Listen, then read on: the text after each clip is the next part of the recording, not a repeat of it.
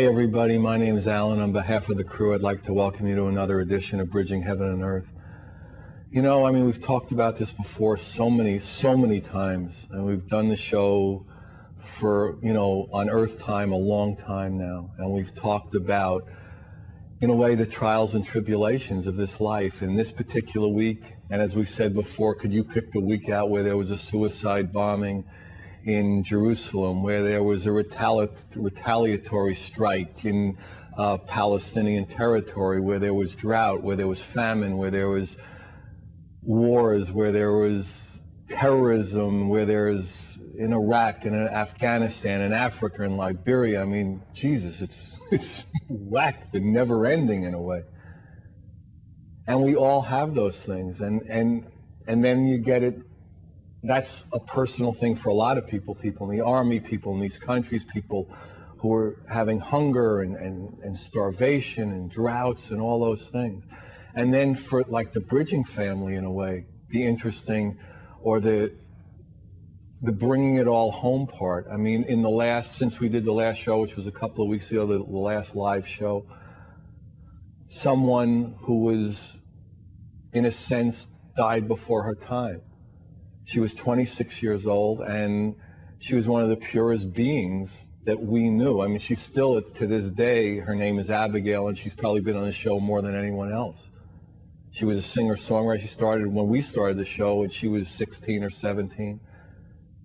And she was just this pure being.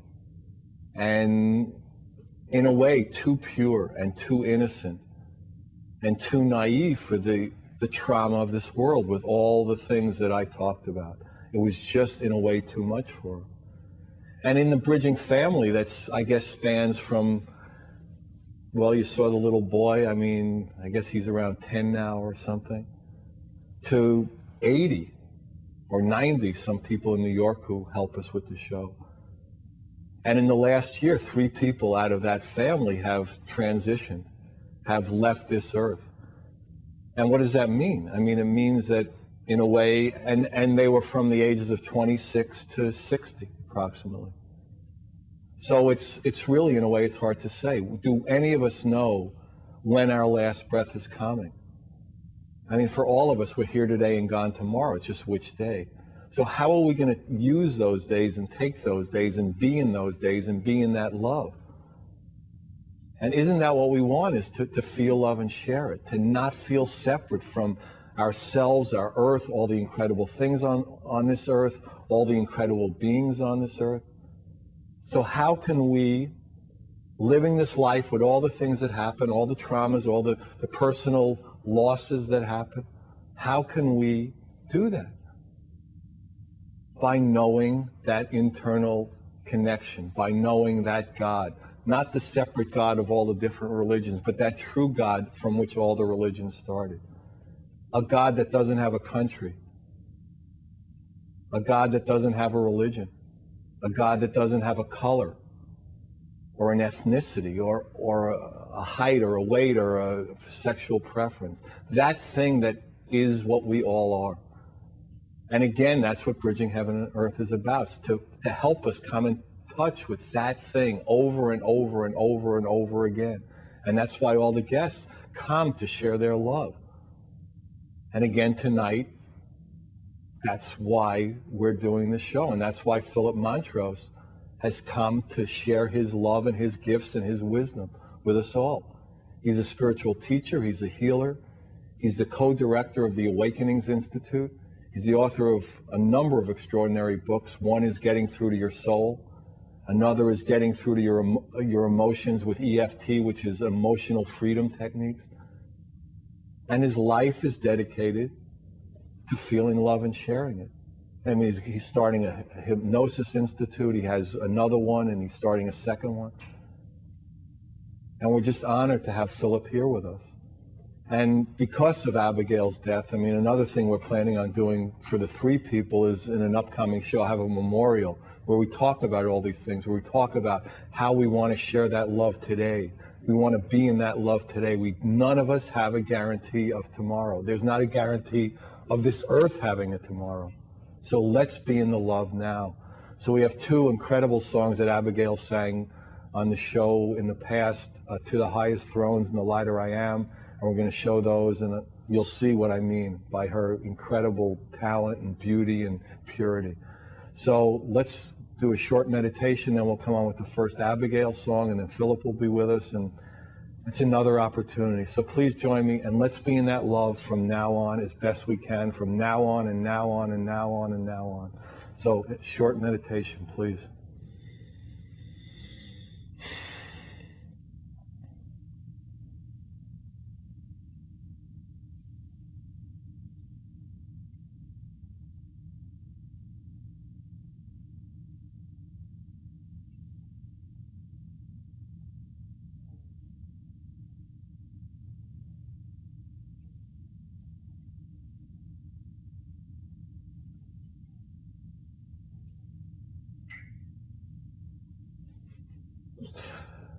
Okay, so we're going to start with Abby's first song. It's To the Highest Thrones, written and performed by Abigail.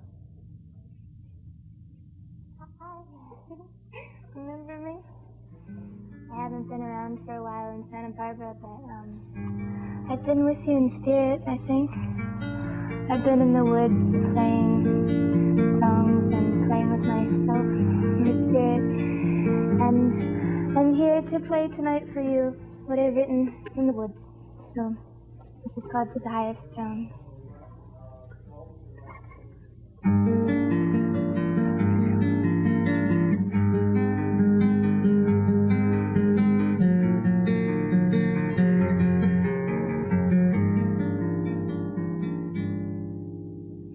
In a rapture, time is given to each fellow guardian, and each when time that's listened to is followed with a hum. Gracefully each mystery mystically unfolds thee while showered by the visions of tomorrow. And the queen and king sit side by side now, and to the kingdom they stand side by side and bow, and the children are so old, and they're learning what in silence is told. In a royal grace, a way to face a promised patient goal. 'Tis now retrieved in honesty, this peace will make them whole.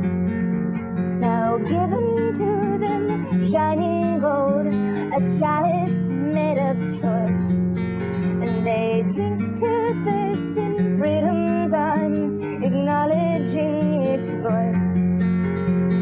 Look inside the glowing cup, reflections of them rising up, they're drinking from the showers of tomorrow.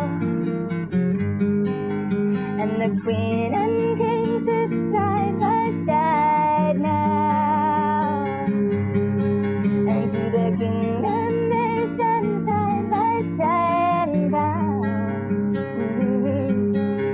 And the children are so old,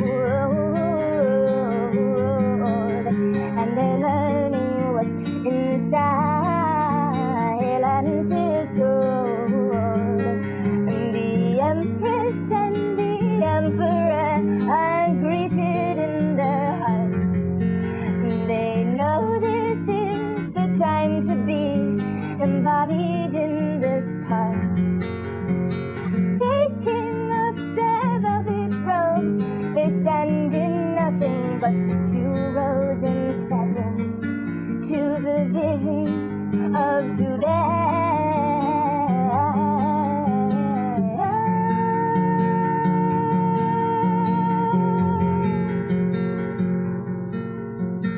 Bring forth the prince, the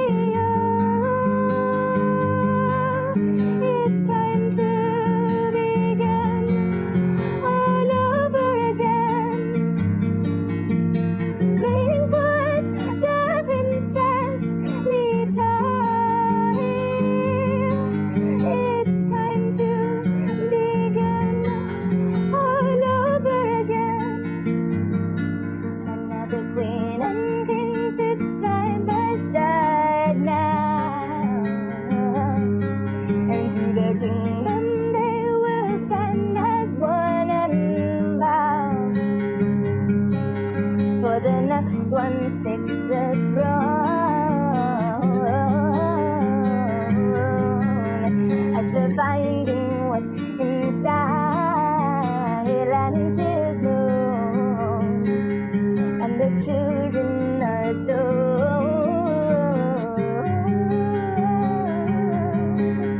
And they're learning what's inside, and is known, and the children are so.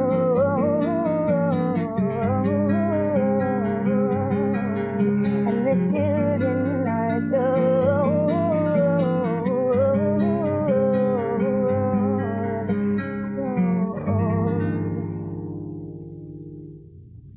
Wow, that was Abigail. So we're on the set with Phillip. Welcome, Phillip. Thanks for coming. Oh, my pleasure.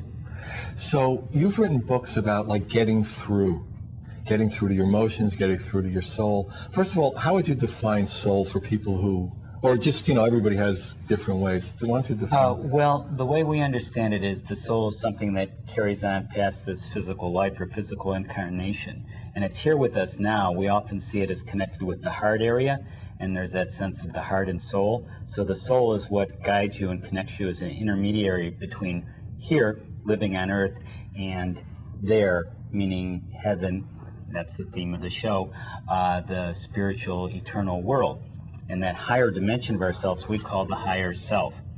And so the soul kind of connects us to our higher being. So does everyone doesn't have the same soul? That oneness that I was talking about at the open, you would call that something else? Well, ultimately, if you get enough souls together and everyone's connected, then you have the one soul or God. I see. So everything together is we're just defining things now. Yes, there's individuality and diversity and unity. Right. Okay, so why do you think it is, as a start, that a lot of people aren't getting through to that root of themselves, that soul that you defined? Well, it's a process, it's a journey, and we talk about in the Getting Through to Your Soul book that my wife Jane Mountrose, is part of all this. And it's a journey where you go from lack of awareness or not as much awareness to more awareness. And it's a continuum where you take on more responsibility for yourself, more emotional awareness and dependability, more sense of your inner power, not external power, more sense of who you are, more sense of how to trust yourself. And so you go more and more in that direction. So it's a process, it's a journey that we're all on, and wherever we are, that's where we're supposed to be. Mm-hmm. So, and would you say that there are certain things, in this plane on Earth at this time that make it somewhat problematic to get through, or is it? I mean, why isn't everybody through already? Why aren't we through? Well, in a way, why aren't we in college and instead of being in 6th grade? Because that's sort of where we are in the journey and what we're here to learn about. So this tremendous obstacles, these challenges in our way, is what is going to help us learn, and we set up those obstacles. We talk about, Alan, the 7 spiritual activations in our Getting Through to Your Soul book, and just to give a sort of a metaphoric description of it, it's like your personality's driving on the road, and it sees a hitchhiker, which is your soul in our little story metaphor here. And that's what we call the first activation. In other words, there is something more than just a physical, material survival life. And the second activation is you start to renunciate a little bit of this traffic jam of life. Hey, I'm in a traffic jam, there must be more. In other words, I need to go within a little bit. And that takes you to the third activation, which is a sense of empowerment, a sense of I can get out of this mess with the help of my soul. It may be kind of dim, it may be kind of external, it may be just like I know I have got to try something to get out of this traffic jam. And that takes you into the fourth activation, more of the heart. And these things correspond to chakras too, by the way. The fourth activation, that embracing that heart energy, that wounded energy, the energy of blockages, the energy of frustrated relationships. And you need to go into your own path more. And you have to break out of this constricted reality, a reality where you have to follow certain rules and do certain things and know more about who you really are. Which takes you to the fifth activation, because as you start to clear things in the brush and are exploring the journey out there in the wilderness, you start to have a sense of your own expression, your own fifth chakra. In other words, you need to clear a certain amount of stuff to speak your own truth. And as you start to speak your own truth, you get to a point where you start to, we say, balance the archetypes, the patterns in society, the institutions in society, which kind of reflect who we are, have a limitation, put a limitation on our freedom. I'm not saying whether the government is good or bad, or the military is good or bad, or the IRS, or that's another subject, but they do hold us in limitation, and the trouble is we don't realize it. And as we go out there in the wilderness, we realize, wow, I can pick and choose. I can use what will help me, and I can reject what I don't. And I can follow the beat of my own drum, my own soul that's leading me in this journey. And then we go back into the traffic jam of life, the seventh activation, the transcendence, and then we can help other people get more out of the mess. So that's a little metaphoric description of... Well, that's beautiful. Well, thank you. Yeah, so, and your book also has like 4 different like steps in that journey, that activation. So it has 7 activations and 4 steps. Well, this is... My God, we're already on 4 times 7. That's... Right.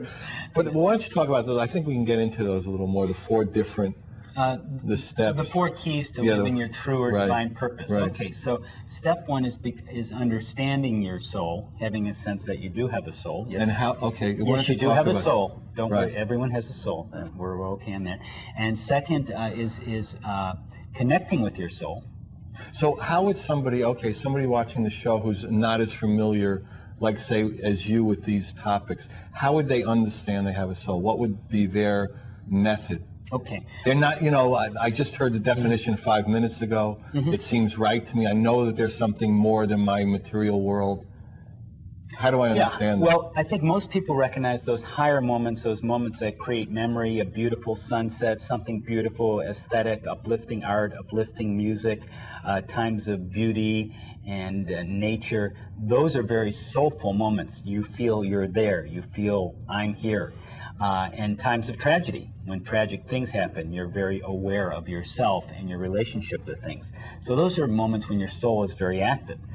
But what you want to do is cultivate that in every moment. When you said at the beginning of the show, we don't know how long we're going to be here. So the viewers watching, if they think of, gee whiz, this might be the last show I ever watch, they're probably going to pay really close attention. God, is this what I wanted? Okay. Where's the flipper, honey? Phillip and Ellen, the last thing. So they're going to... Oh my God, is the flipper near? No. So they're going to pay, so we're going to pay more. If this is our last conversation that we ever have, we're going to probably say this is going to be meaningful stuff. Right. And the idea is to be in that moment to moment, because then you're going to be aware of it and paying attention of who you are and what's going on. And in reality, who would want to be any other place? Because that's when you're alive, if you're really paying attention and really there. So the problem is a lot of times we're not there, and then we feel, why don't I feel passionate or alive? Because we're not really where we are. In a sense. Right. And those four steps of connecting with your divine purpose: 1, understanding your soul; 2, connecting with your soul; 3, becoming an expression of your soul; and 4, living your true purpose. That's all part of the journey that I just mentioned earlier on. And you want to do soul-centering connections. We talk about it in our works. And that is that connecting to the light, connecting to the energy in meditation. And we have a process called spiritual kinesiology, a healing process where you take that energy. You can just imagine a light coming down from above, or a beautiful experience in your life, maybe a sunset or a loved one. That soulful presence, you bring it into your being when you have a blockage, like you feel like you're not good enough, you feel like you can't speak up, you feel like there's something wrong with you, and that helps clear the blockage so you feel So that's connected. A specific technique when you feel you're not connecting to your soul, or Right. not connecting to something truer about you, Right. however you would define it. So we put a big emphasis on healing, because if you're not going to try to clear that, what's going to clear it? I mean, I would rather be proactive and say, I would like to clear the blockages of whatever problems I have than have to wait until I have an accident or a disease. And how do we know where the blockages are? I mean, It's can actually you see that? it's actually fairly simple we do have things about intuitive and auric work and that's another work we have on intuitive techniques. But just simply for anyone watching, is where is your life not working?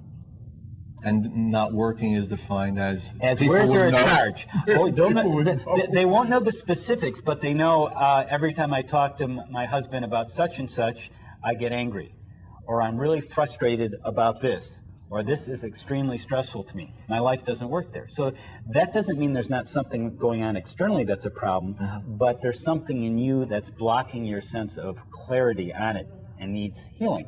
You don't have to heal it, but if you don't, then you have to wait till an accident or injury, or it just kind of remains buried in your unconscious. So I'd rather heal it. So in other words, the intention is to go into that flow where like nothing is blocked, where you're...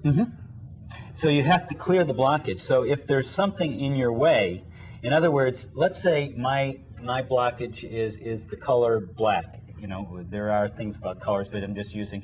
And so I'm talking, and I'm, he's got a black jacket on. I'm thinking to myself, so what's going to happen to me at that point? Take a guess. What would happen to me if suddenly I had an issue about a black jacket? And You certainly wouldn't be in the flow of the conversation. I wouldn't be in the flow, and I would try to be in the flow, but it would sound right. So until I clear that blockage of blackage or blockage or whatever it is, that's going to throw me off, and I can't be in the present and living my life and connected with my soul. Right. So, in other words, what we want to do is create situations where no blockages exist, and nothing can. In other words, like we have no places where we get charged, no places where we get blocked. The goal is in our estimation is to live a life filled with joy, love, and freedom. Amen. Joy, love, and freedom. Go, boy. And when you have blockages, you don't have joy. You have negative emotions. You don't have freedom. You have restrictive thinking, like the world's out to get me, or I can't succeed, or I'm not good enough. And you certainly don't have love because you're judging yourself and other people. So the way you transform that is to connect with your soul, or do a healing technique like we have in our Getting Through to Your Soul books, or Getting Through to Your Emotions, and transform that and clear it. I mean, do you have like techniques that like you could do now for like 5 minutes or 7 minutes? Just look at the camera. Would you want to do it with me, or do you want to do it with the audience? Take something that would be an irritation. Is there something that slightly irritates you? Can you think of? I'm not liking your shirt. No. It's blue shirt? It's blue for you. No, it's blue. That blue this afternoon. Okay. Is there anything that's slightly bothersome that comes to mind? You mean except for the crew? No. At the moment, everything is pretty good. Yeah, you're in a pretty good space. Well, okay, well... I was thinking maybe if you want to just look at the camera, just a generic thing. Okay, we'll do a generic... Well, I think this camera will find. Okay, we'll do this. Yeah, okay. So, there's something that bothers you. And it could be some person bothers you, but it's the emotion that comes up in you when you think of this person or this situation. And it could be anger, irritation, sadness. And so thinking of that, note how intense the emotion is. If it's anger or sadness or frustration, 10 would be total, 1 would be very little. Okay, so measure that, just self-assess, and you can do that. Whatever number you get is the right number. That gives you a sense of it. Okay, now as you sense that, we're going to anchor that. And I don't know if the camera can see my knee, but can you see around my knee? Is that okay? Lower. But you can let's. They can see it now. Okay. Okay. Put your hand on your left knee as you think. But your fly's open, so there's a major problem. No, sorry. Okay. Put your hand on the left knee and think about the negative emotion. And now just put it aside. Let that go. Relax, which is very easy because you don't have to stress anymore. Just relax and remove your left hand. Now I want you to think of either a time that you were very positive and loving, or perhaps a time where or even a visualization now. Imagine yourself as a tree rooted to the earth, and a beautiful tree with that deep rooting into the earth, and above you is the sun, like your higher self, coming down into you and filling you with the perfect love and healing and energy for you. And as you get a sense of that, put your right hand on your right knee, and that's called an anchor, where you're making it even deeper, that sense of the love and the healing and the balance. Remove your right hand, then put both hands on both knees. Remove the left hand, and remove the right hand, and take a deep breath. And that was one round of spiritual kinesiology. And just let me give you an example of how that works in say, a person I help with as a person. Am I back? You're back. Okay, good. I was just wondering. Is Alan back? Cue Alan. Hello. Come back, Alan. Okay. They had the audio people. Oh my God, he's yelling again. That's fine. No offense. You were conversing with the higher beings and your higher oversoul. Yeah, I was. You're right on track. It was fun. Good. So let me give you an example of the spiritual kinesiology in action. A lady came to me and she said, Philip, I'm having a problem because I started an alternative church about 7 years ago with my best friend. And then I found out she was embezzling money from me in the church, and she was lying to me about it. Now, 7 years ago, and 7 years worth of meditations later, she's with me. She said, can I help you? And it was actually a class where I was demonstrating it. I said, okay, what are you feeling? And she was feeling a lot of hurt, and there's layers to it. So what I just did, a round of spiritual kinesiology, it may take several rounds in finding out different things about what's going on.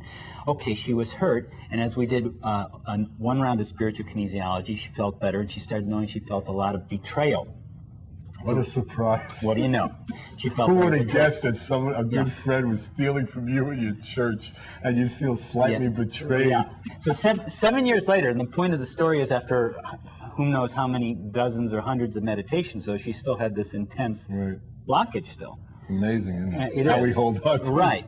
It's really amazing. Yes, it shows you how well we can focus. So the idea is to shift the focus to the soul. And after a second round of spiritual kinesiology, by bringing that energy, everything lifted and shifted. In other words, she felt compassion toward her friend. And you're saying this was a person who did meditation, who did a spiritual practice before, but somehow her connecting with whatever she connected with in her meditation or anything didn't reach that place where she felt and understood that in essence, she was betrayed, but that doesn't, Right. She was betrayed, but it doesn't mean you have to hold on to it. Right. And people were aware of our problems to some degree, but a lot of it is unconscious. You see, when you see things from the soul's perspective, everything completely transforms. And especially when you do the energetic shift through something like spiritual kinesiology or EFT, another energetic healing technique.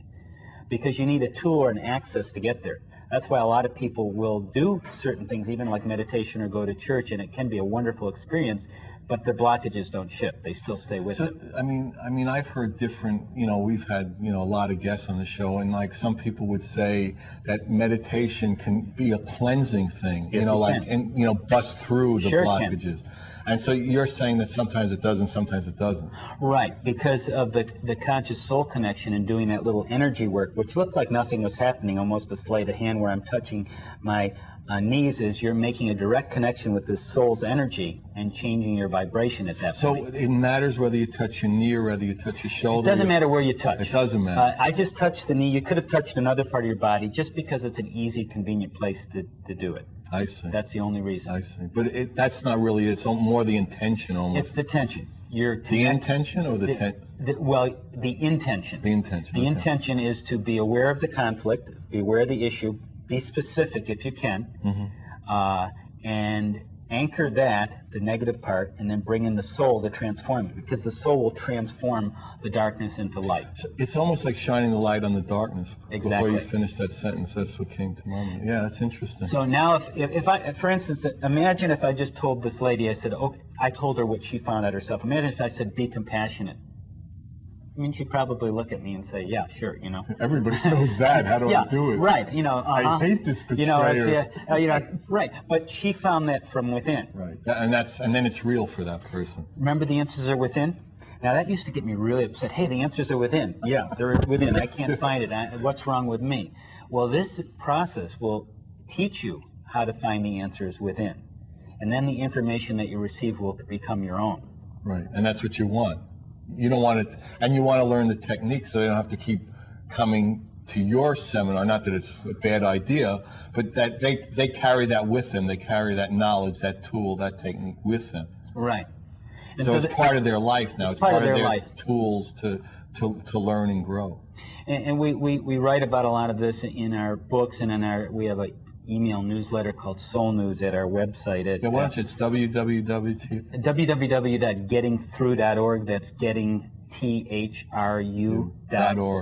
And you're also a nonprofit, an educational... Yes, a nonprofit spiritual organization connected with great. AIWP. Well, I think maybe what we'll try to do now is have the second song, and we'll come back, and Phillip's starting a second, I think I mentioned at the open, school, and we'll talk about that and what he intends to do with it and where it is and how people can get in touch with it. So we want to have the second Abigail song.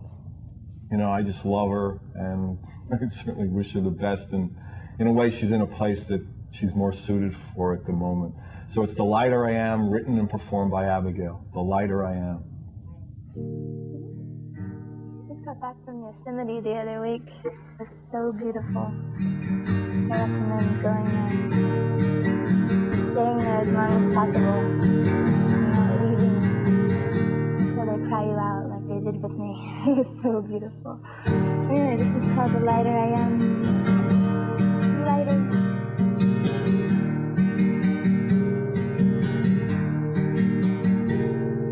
Get up from my horse and take to the highway. We're riding along, it's a beautiful day. I hope that no one wants to go for a ride. The lighter I am, the quicker the other side. Oh yeah, the lighter I am, the quicker the ride. Oh,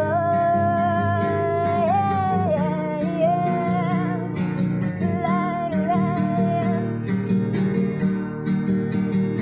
Well, I like my horse 'cause he can squeeze and do space. I like my horse 'cause of the look on his face. The people all smile and wave as they drive. The lighter I am, the quicker the ride. Oh, yeah, the lighter I am. The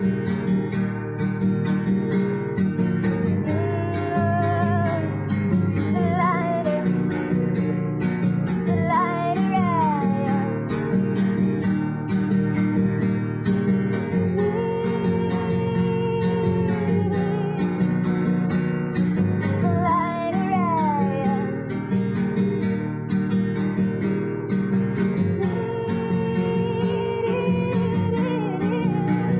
Oh, the lighter I am, igniting the ride.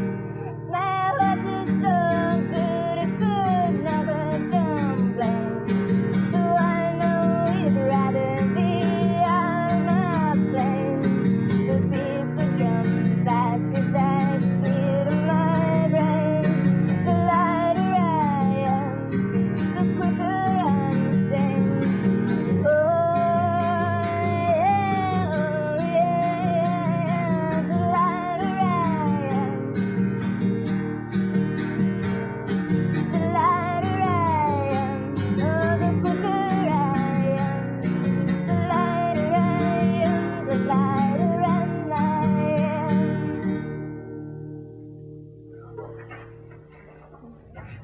Hi, that was Abby. So we're back with Phillip. So you're starting a second hypnosis school up in San Luis Obispo now, right? And Right. why are you starting a second one? Do you think there's that much call for it, or just in different cities, or? Well, this is we have one holistic hypnotherapy school in Sacramento, and the next one is now opening in San Luis Obispo in October this year.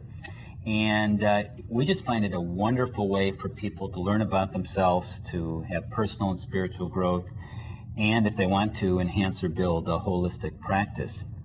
We used to give a lot of weekend seminars on EFT, the emotional freedom techniques. We haven't talked about that. That's a little tapping technique for healing, and the spiritual kinesiology that we talked about in the last segment. What we found, though, Alan, is that a weekend is not enough for people to integrate this material and really make it part of their lives. And in the holistic hypnotherapy course, we have 10 to 14 weekends, not in a row, but every 3 weeks. So it's a great opportunity. It's fun. People find their lives utterly transformed. It's very uplifting And experience. so they're learning how to teach other people how to, or to take people into hypnosis? That's part of it. The baseline is everyone will get a lot of hands-on healing and demonstrations, as well as all the materials and instruction. But the hypnosis is a very misunderstood idea. I know. In I was society. just thinking that we could do this. He's gone. Alan's finally gone. Yeah. Well, remember we talked about in the last segment about following your true purpose, what you're here to do, which includes your work and your relationships to people and what your passion is. Well, part of that is becoming dehypnotized by what society has told you to do, to think the rules. In other words, from the moment you were born, from your family, from education, from the government, everywhere, structures your life. And that's okay. We need that, obviously, to some degree. Unfortunately, it also hypnotizes us in the negative sense. In other words, we follow things robotically. We buy things because we've been told. We think things because people have told us without having anything to do with our own sense understanding of our own soulful awareness. Right. But the idea in hypnosis and learning it for yourself and to help others if you choose is to use that relaxed state. That state, hypnosis is simply relaxation, like the guided visualizations is the state of hypnosis, but using it intentionally for healing, not to control other people's minds like they are in these scary movies we've seen when we've grown up and all the misunderstandings in society, but to use it in a healthy way, in a helpful way. And it's very powerful, very easy, very natural thing to do. So this procedure, I mean, would it be where, as we see on television, the magician, and then you start barking like a dog, or you fall in love with the... What you're talking about is stage hypnosis, and that's what most people think of. They've seen a stage act. Yeah, why don't you describe And that's an entertainment. I play like the general dope. So yeah, okay. Now, I'm not going to make you cluck like a chicken or anything like that. And that can be funny, and that has an entertainment value. Right. But that's not holistic hypnotherapy. And not healing. And it's not healing. In fact, it's often an opposite. It's a substitute for healing. Right. In other words, it's a way of releasing your inhibitions in a kind of a fun-loving way. I'm not saying there's anything wrong with it. Right. I'm just saying it's not therapeutic. Right. And what we do is teach that trance work of having people go in a relaxed state, not so they can act silly and crazy, but do they touch into their unconscious, their subconscious? So, I mean, do they remember? Why don't you talk about that? When you're in hypnosis, you're in a state of very deep relaxation and heightened awareness. Usually you are more aware.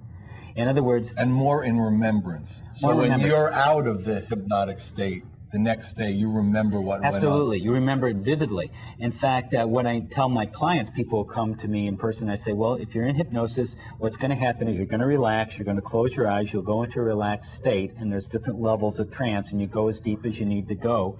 And you're going to think I could snap out of this at any time, but you won't, because you're in this quiet, just like when you go to sleep at night, you retire into a trance. You just let yourself relax. And what is it like in terms of meditation, or your experience with meditation? It's the same thing as meditation. Similar. It's a directed meditation. I see. And then you are given by the hypnotherapist suggestions based on what you want to do for healing. And there are many, many powerful, easy-to-use techniques that work with your unconscious, because it's bringing your unconscious up, Alan, to your conscious. So instead of having all this stuff direct your life, we talked about where your life doesn't work and you don't know why. The art of healing is not, I need to heal. It's, what do I need to heal? You know, why is it I want to lose weight and I keep eating too much? I don't understand this. Well, there are parts of you that want to eat weight, and you start to dialogue or find out about those parts and heal them because they're misunderstood and they're lost, and you retrieve them through hypnosis, through a relaxed state, into wholeness, into oneness. And it's a very soulful experience too. Well, I mean, a state of relaxation in this busy world we live in, that in itself is a magnificent experience, right? Wouldn't you say? Sure. And interesting, I've always thought that if you can be in a relaxed state or a meditative state, the value of that unto itself is valuable because, you know, it gives you a feeling of what it feels like to feel not in tension, and it feels better. And that's a part of a soulful experience. You feel detached, you feel more objective, you feel more compassionate, you're able to see things in a clearer perspective. About yourself and everyone else. Right. So it's a wonderful thing to do. It's the most natural thing to do. And this time you're not having commercials or people who want to, in some sense, control you to buy a product, for better or worse. right. Those people are hypnotizing you. How do you get hypnotized? Well, an authoritative figure, a figure that repeats things over and over again. Well, a hypnotherapist is doing that to help you, not to have you try to buy something you don't want to buy, or act a certain way, or follow a certain something or other, but for your own personal and spiritual growth.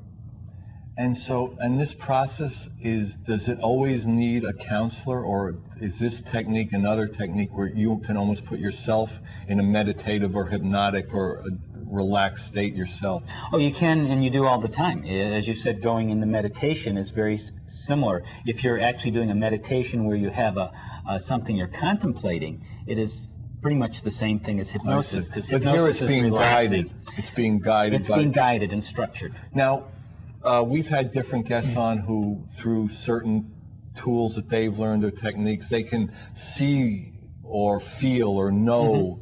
Do you also have that ability or gift to, when you're dealing with somebody one-on-one, to see like a vision of their mother, or a vision of the color black, or My strength intuitively is what's called the knowingness.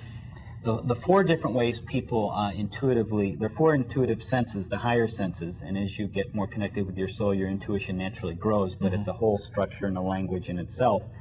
Is the empathic one, the person who feels, is connected with other people's feelings, which can be a problem because you take on other people's feelings. Which is which after. And the clairaudient, where you're getting messages. And the visual, the idea of seeing visuals, seeing auras and so forth, and seeing pictures, and then the knowingness. And that tends to be my strong suit, just the knowingness. Now, whether I share that or not with another person, it's just whether I'm guided by my soul to do so. It's interesting, I'll have sessions with people, maybe I'll have several sessions by phone. I also do sessions by phone healing. And I'll get a message about the other person, and I'll check, should I share that with a person?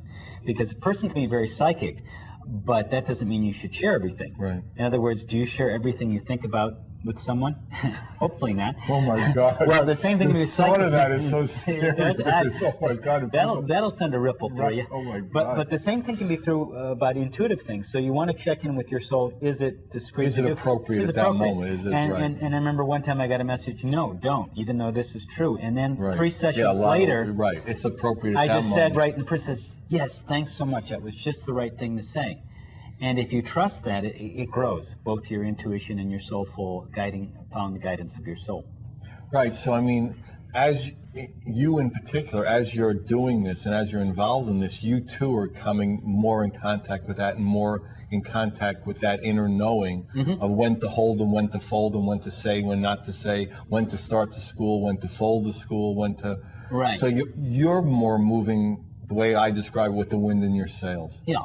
Now, in the Getting Through to Your Soul book, there's a process we call the heart focus, where you just focus on your heart as if it's a Valentine and just check it out. And I had a client the other day, and she did this, and I said, what's your heart like? And sometimes people see problems with their heart, and it may or may not mean anything physical, but it's something psychological, although it could be physical too. And some people see it being heavy, or holes in it, or swords in it, or the heart is closeted away. It's endless variations of problems. Right. Well, this person saw their heart in a positive framework and got a message that everything is fine, you don't have to worry. And a lot of times we will get those soulful messages, which are very powerful. Right. So my intuition said to her, well, it sounds like there's a part that doesn't think things are fine. What's that part like? Right. And that started a long series of healing. We used some of the spiritual kinesiology and techniques like we did earlier to open up those wounds. The wounds are there, just dealing with them consciously so she could heal them. And you find that more and more people, as we go into this time with, as I said at the open, with this, I guess there's always been trauma, but it sure seems like there's a lot of trauma now. And we were talking earlier today, you don't know which Starbucks is going to be blown up, which bus. I mean, in a way, the world is very chaotic. It's chaotic, and I'm hoping soon that the message about healing being positive will get out there. I don't mean healing by just drugs and taking a pill so you can make the symptoms disappear. Interesting, I don't know if there